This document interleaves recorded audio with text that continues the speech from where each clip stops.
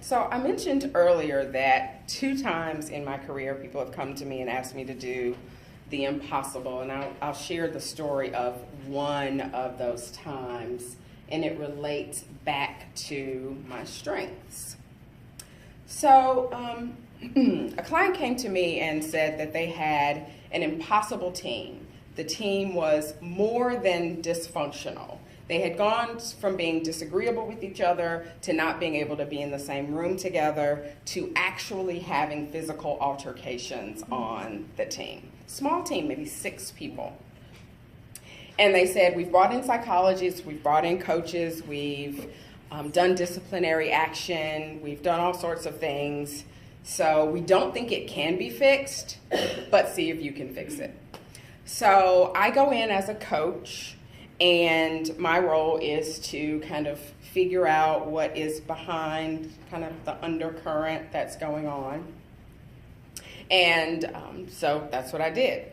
I used my harmony strengths to help people see the value in each other, to help them identify ways that each of them was contributing to the team. Because what we found was that everyone knew what their contributions were, but everyone pretty much thought that everyone else was worthless.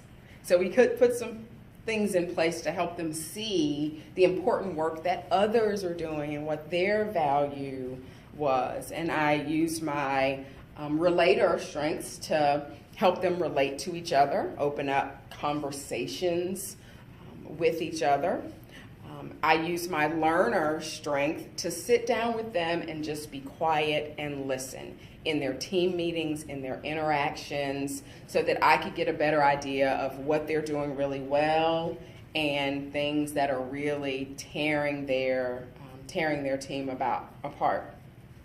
So we did a lot of things, including putting together a team covenant, which is kind of like a code of conduct for what they will and won't do, how they'll make decisions, hold each other accountable, to make sure people don't get left out, to make sure people don't feel like there's nepotism or dominance in the team.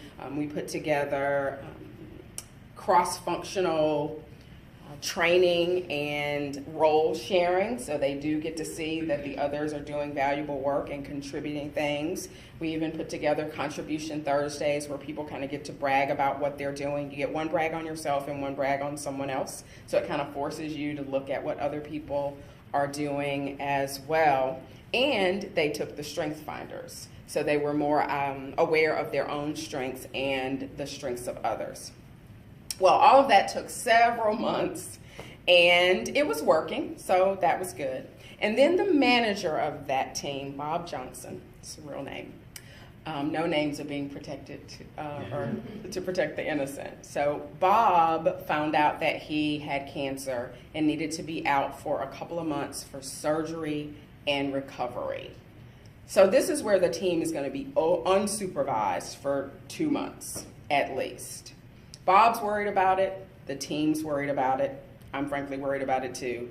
But they've got some good systems in place, and we've got our fingers and toes crossed, hoping that they won't kill each other while Bob's gone. So Bob leaves and goes to recover and all of that.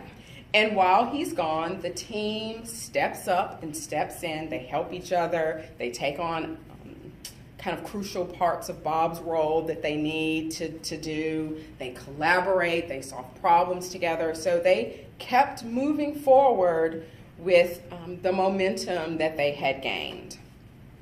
Well, several more months pass by, and Bob has a regression in his recovery. Bob eventually passed away, and they called me and asked me to attend his service. I did, and for the first time I met Bob's wife. While I was at the funeral service, Bob's wife came up to me and she gave me a big hug, and she said, while Bob was home recovering, he spoke of you often and the difference that you'd made for his team.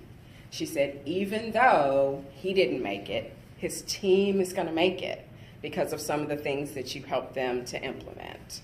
And I believe that me tapping into my strengths is a big part of why I was able to make that happen for that team. That was probably close to, well, 7 or 8 years ago.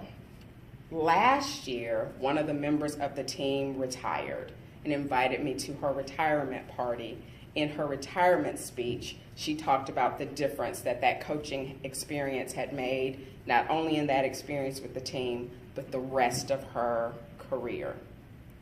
So it's really about leveraging those strengths